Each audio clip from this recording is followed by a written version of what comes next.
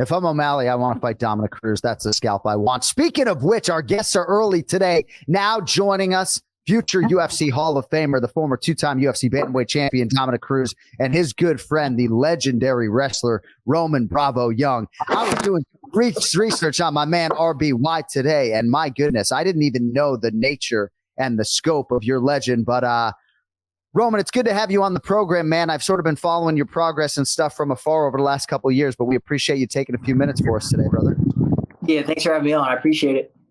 So there's so much I can get to as far as your wrestling career, but I guess I just wanted to start with how you and Cruzy got aligned. I know we got Tucson in the building tonight. Look at you rocking the One More Sleep t-shirt. You got to love them. But how did you guys first align? Because it seems like you guys have a really special kinship, despite maybe not being in each other's lives forever, but I may have that wrong. Yeah, I think it's a funny story. I think I reached out to him trying to grapple him or just wrestle him on some kind of card during COVID. And then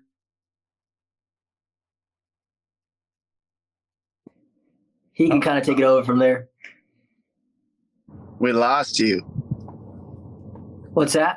Am I the only one who lost him on that? Yeah, no, we lost him. Yeah. But he had, from your vantage point, Dom, what do you recall about how you guys got connected? Well, me and Roman, he reached out because Chael Sonnen, from what I understood, told him that he needed to reach out to me to set up this grappling match, which is genius. Chael's having people do his promoting for him.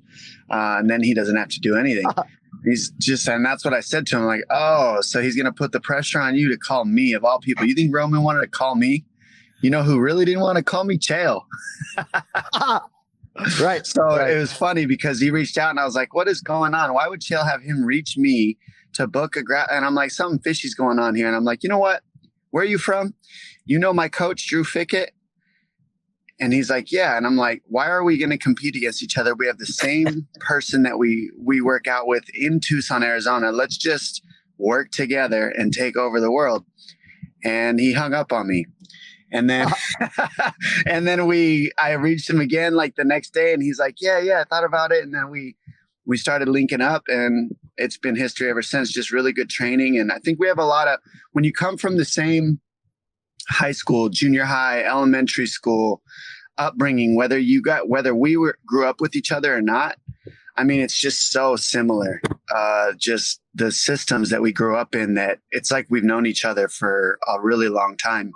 I feel like, I mean, his grandfather was my freestyle wrestling coach growing up in junior high and high school. Like I would go in on the summers and his grandfather was in there telling me what to do. And his grandfather was the guy who set the bar for who was going to be good and who wasn't.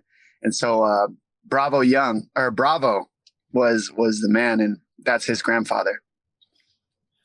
Roman, so obviously you've wrestled at the highest level in college and stuff. How different is the training that you had to get to that level as opposed to some of the MMA training that you've been doing? Yeah, I think just like Dom was saying, my grandpa, he had me doing crazy stuff since I've grown up, running, lifting all the time. I'd have to do pull-ups before dinner, running out, making me, and I didn't really understand why, but I feel like now that I got to Penn State too, they just train a lot smarter and they do things a different way here and just like the mindset and philosophy. But I definitely think it's different than MMA. But I noticed that since I've been at Penn State, it's all about doing the little things correctly. And sometimes when I go to MMA gyms, a lot of people hate to wrestle and they hate they do the little things wrong, as you see that. And I think Chael here in the philosophy just at Penn State and my grandpa's kind of just do the little things wrong that people don't like to do. And that's kind of what's going to separate you a little bit. Now, do you want to have a future in mixed martial arts? Oh, absolutely. So obviously to break down some of my plans, I just got done with Penn State. I was two-time national champ, runner-up this past year. Now I just got citizenship with Mexico. So then I just won Mexican Nationals in July. So now I got a tournament in November, December. That's to kind of like make Mexico's Olympics like rep. And then I got to go qualify the weight, which that means you have to take top 2 at the Pan Ams in March. So I'm trying to make the Olympics right now for Mexico, going down to 125. Haven't been out that weight, so I got to sacrifice. And yes, that's my plan right now. And then I want to wrestle freestyle a little bit because I'm obviously with Mexico now. So just want to get a world medal or two. That's my goals. And I'll be completely done with wrestling, do some grappling matches, and then I'll slowly start transitioning with Dom. But I feel like now that I'm wrestling for Mexico, I got a whole new market to grow myself in. Could be a star out there, and then take all that with me to MMA. I think if you go in MMA with the world medal, it's obviously a little bit more than going in without one. That's exciting, man. Dom, based on what you've seen from Roman, man, what's the ceiling on this kid? Well, let's be honest. I mean, I'm not the one that'll ever put a ceiling on anybody, so you know that. But I know it's a phrase that you mean, and what I see is that I'm a fan because of wrestling first. Like, I couldn't wrestle at the level he wrestled, just straight wrestling. So I started fighting, he's going to have just a whole nother level of wrestling because of, like you said, the coaches. I went and got to train with Kale and all them, and the gratitude that they focus on, the having fun that they focus on, the way that they grapple doesn't wear you out. It doesn't tear your joints apart. They're not there to beat you to pieces. And so I see really good hope for him crossing over after wrestling, because they're not just tearing him to pieces in the room. Now, on the other end, I love how he's going to Mexico, because you got to think, you got a gauntlet of American wrestlers that are all trying to be on the Olympic team. Now, you can go through all that gauntlet, or you can go to Mexico, tie down to your heritage, tie down to, what right. He is Mexican, of Mexican descent, like his whole family. So it's like, hey, let's grab a hold of my roots and let's take it and let's put Mexico on the map. I'm American. Everybody knows it. Mexican-American. And he can build himself up, not have to go through the gauntlet, win all the medals, still show that he's the best in the world. And then what a great crossover to MMA. And, I love getting the benefits of working with somebody who works so hard. I mean, he's got a championship mindset, Kenny. I mean, when you've worked with other champions, it doesn't matter what sport, a champion's a champion. The highest level in another sport is the highest level in another sport. Yep. And the similarities become very much the same, right? It's just put your head down and get the work done. And he has that. And so he always drives me to be better.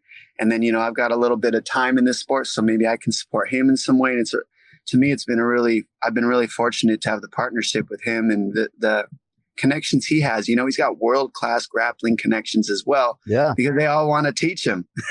And so I get to jump on and learn from them as well. And it's just been really fun. I've really enjoyed it because I'm a fan first, and then I add all the other stuff later. And that's why I got good at fighting, because I think I'm a fan of it. I just love it. This is incredible to hear all of this. Dominick Cruz and Roman Bravo-Young with us here on the Anik and Florian podcast. I've spent a lot of time with Cruzy recently, but to hear you, Roman, lay out your plans like that, I think it just speaks to the overwhelming success you've had in your life, despite being born in 1999. This kid's got it all going on. So I just have to ask a few questions. I know you got practice coming up in 5 minutes, and maybe Dom will stay a few extra minutes on the back end, although he looks like he's ready to fucking kill somebody all wrapped up. But so, try to get this with you. 182-0 at Sunnyside High School, right? Like, I did a deep dive into your Penn State career earlier, but I wonder, in those 182 matches, I'm not even sure what the pressure is like going into that 182nd match, trying to preserve that fucking Forget about the New England Patriots at 17-0 or whatever it was. I can't even imagine what that was like. But how many of those matches were you really challenged to go 182-0? Yeah, I was in high school. I mean, I wrestled the best. I went to national tournaments, and I didn't really like college. I didn't really think I'd end up at Penn State. So I didn't really care at first. And then people were like, yo, you can actually go to college and stuff. And then I kind of took it more serious. But at first, my freshman year, I was like, I'm probably not going to college. None of my family went to college. I was the first to graduate. So I wasn't really thinking any of it. And then I moved in with another coach. He kind of took me and was like, yo, everyone always saw something in me that I didn't see. And I kind of wasn't really going down the right path at first. And then I was like, all right. Then I went 2. Then I'm like, dang, why don't I just be 4-time state champ, undefeated? So that was the plan. And yeah, there were nerves, but it's at the same time, there wasn't really like when I got to college, and I always tell people this past year was probably the most pressure I've ever felt in my life, going for your 3rd NCAA title. I was on a 56 match winning streak. If I could have won, I maybe had a shot at the Hodge. It was crazy. But at the same time, when I'm dealing with all that pressure, it's like, I'd rather have that kind of pressure than be working a 9 to 5, or just life could be so much worse. So I just embrace the pressure. I like it. But yeah, it's not easy. People want to see you lose, and but it kind of drives me. I'm living my dream every day. I wake up, I get paid to wrestle every day and trains hard. So I like that pressure. It's a good feeling. What was that setting like, that jiu-jitsu match a couple of months ago against Alex Perez? Yeah, I really liked it. I want to do another one. They kind of hinted at me. They wanted me on the December card. So I might do that. We'll see. But I just got to be careful because obviously the Olympics is more important than grappling. I'll get more opportunities than that. But, it's fun. It's unique. I just need more reps. I think I felt like I held my ground, but you got to think Alex has been in the game for a while. He's doing jiu-jitsu and all his fight camps. I only really did it seriously for 3 weeks, but it was fun. I definitely want to get more into that, but it just takes time. Just need more reps. All right, and before we let you go, incredible collegiate wrestling career. You dealt with the COVID circumstances as well. I don't know if you had one moment that trumps all when it comes to your college wrestling career. Certainly, it seems like there were some crazy circumstances in one national championship final. The kid from Oklahoma State, maybe you didn't deserve to get penalized for stalling. You go to overtime. But what match sort of, I know you probably get asked this a lot, but stands apart from maybe some of the others? I think maybe the second time I won, not really because I won, but how my grandpa reacted. He threw himself on the floor, and that's kind of why I do this. He got me started, so seeing him happy, I was just trying to make him happy because sometimes the stuff he used to put me through was grueling, but it's cool that I can pay him off. Because at first, when I started wrestling, I didn't really understand why am I doing all this work now. And then after you went nationals, you're kind of oh, that's why he had me doing all this. So I think that match was cool, But I had a lot of fun matches. There's a lot of fans at Penn State. We always sell out all the crowds, but every match is cool. But yeah, that was a good one. And then I think just being part of I was on 3 national team championships. So I think when you see your whole team win, and Penn State had 5 champions one year in a row, and it's I started it off, and we get 4 more who just keep winning, and it's stuff like that is just history. But being part of that's cool. And last thing, I know I lied, but your weight class in MMA, would it be 25, 35, both? Have you thought about that? Yeah. So I went 33 in college. I'm actually working on shrinking my body down to 25, and I'm going to do this Olympic cycle at it, and I think obviously probably fighting will probably be the best at 25, and you actually get 24 hours to recover in fighting, and in wrestling You got about 3 or 2. So I think if I can do 3 or 2 and I feel good, then I think obviously fighting makes sense down there. But for now, I'm just going to see how I feel with the wrestling, and if it goes good, it goes good, and if it doesn't, then I probably just have to go up. So we'll play it by ear, see how bring my body down works out. All right, my man. Well, we will be tracking your progress from afar. Congratulations on everything you got going on. I know you got to go hit the mats, but Roman Bravo-Young, we appreciate a few minutes, champ. We'll talk to you soon. Yep. Thanks for having me. Thanks, man. All right, now we're going to hit Cruz pretty hard. So, Dom, it was great to see you this past weekend. We can't really get into why we were together, but this Roman Bravo-Young, to hear him lay out this whole plan and the Mexico component to it, I mean, clearly you guys have had a lot of conversations, and there was a lot of sort of forethought that went into this plan. I mean, I'm very excited. I didn't quite understand just how bullish he was on an MMA career and everything else. This is cool. Well, he's a smart guy. And more than that, he's got really good support. I look at a lot of the highest level athletes on earth, especially in MMA, and they get there with no coach. They're like, hey, I'm undefeated. I've never lost. I know everything. I know exactly what I'm doing. I don't need anybody or anything.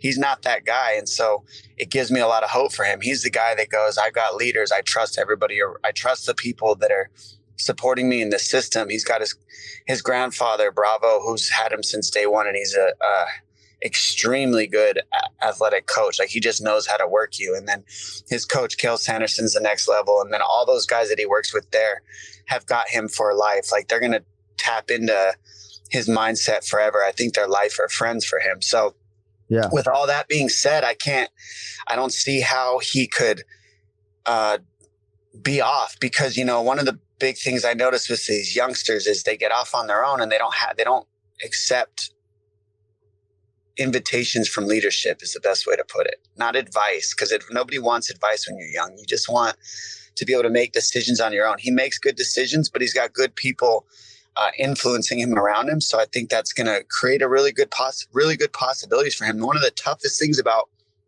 being a high level sports person is the discipline of life coming at you and you not biting on all the things that are trying to pull you out of the discipline. He's got good leaders around him, even though he's young. So I think that he's got a lot of hope.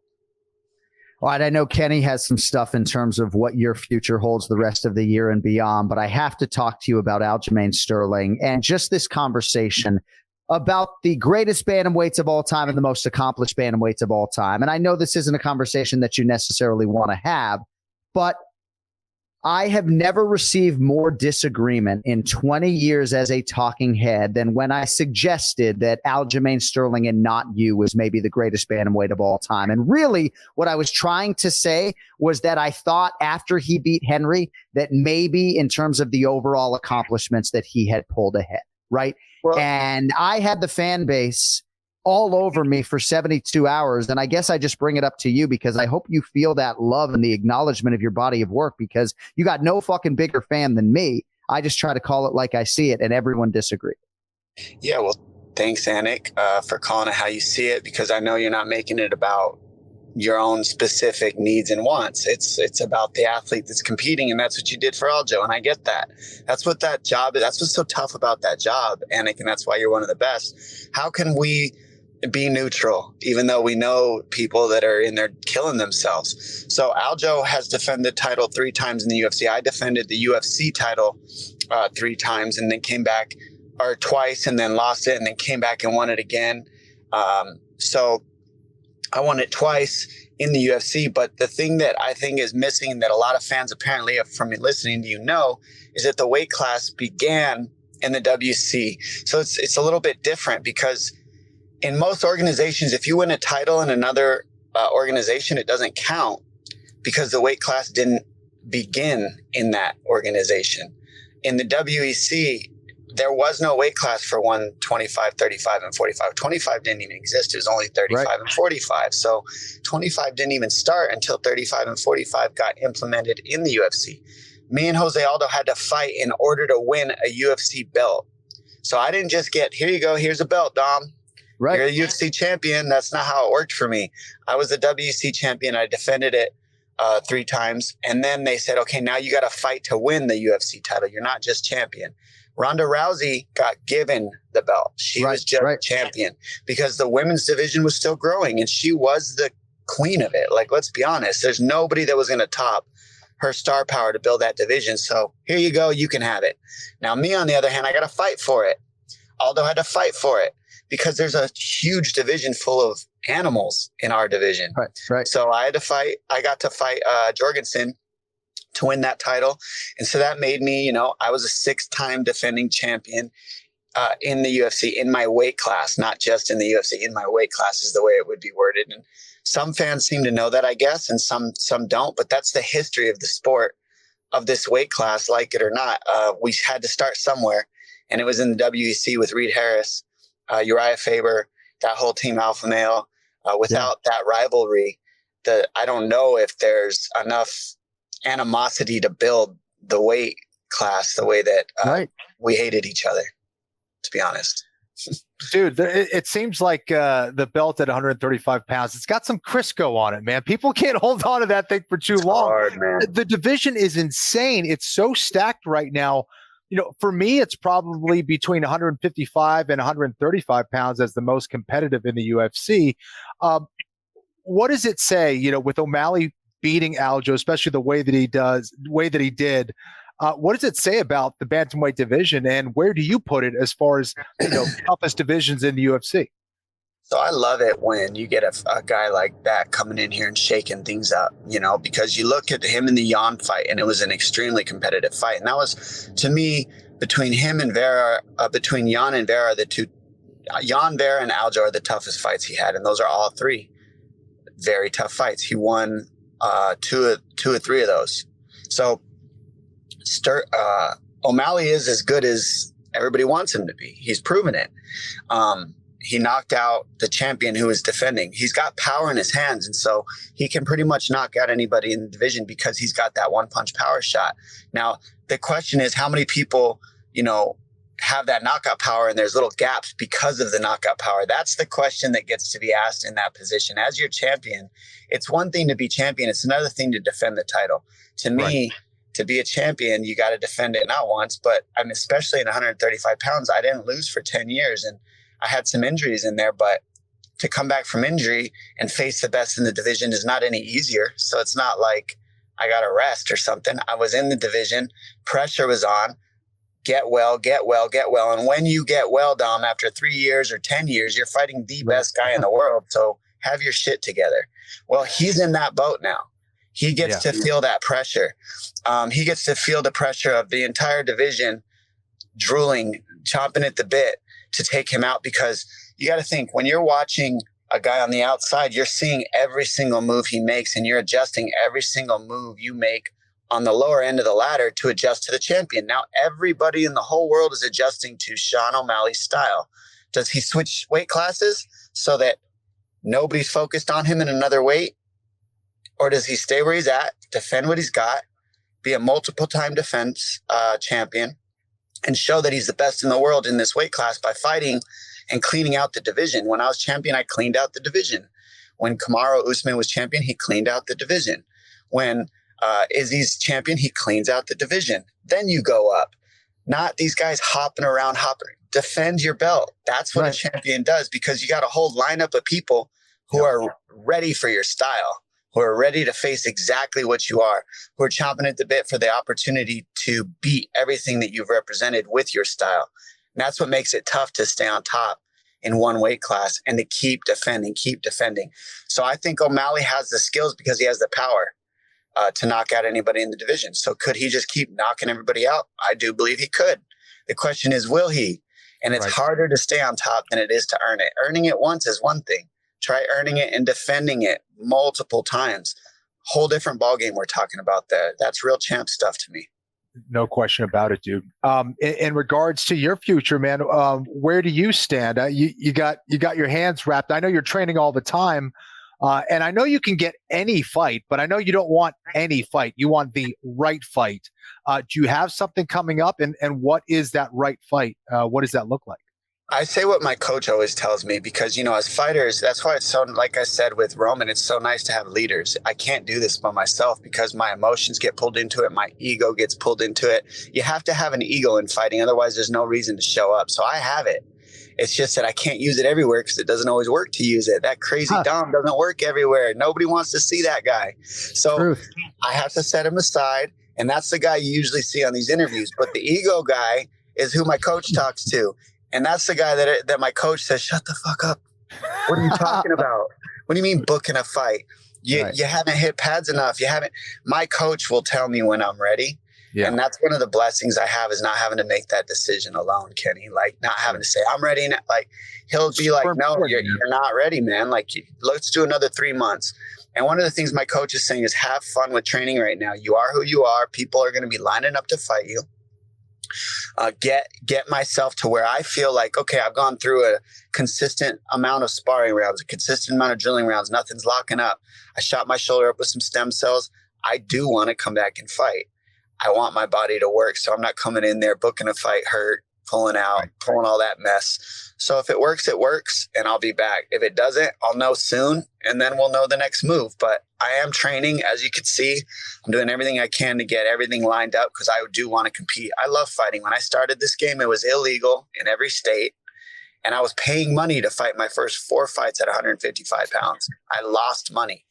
So certain people in this game, that's when this game started. You started when you were paying money to fight. That was me.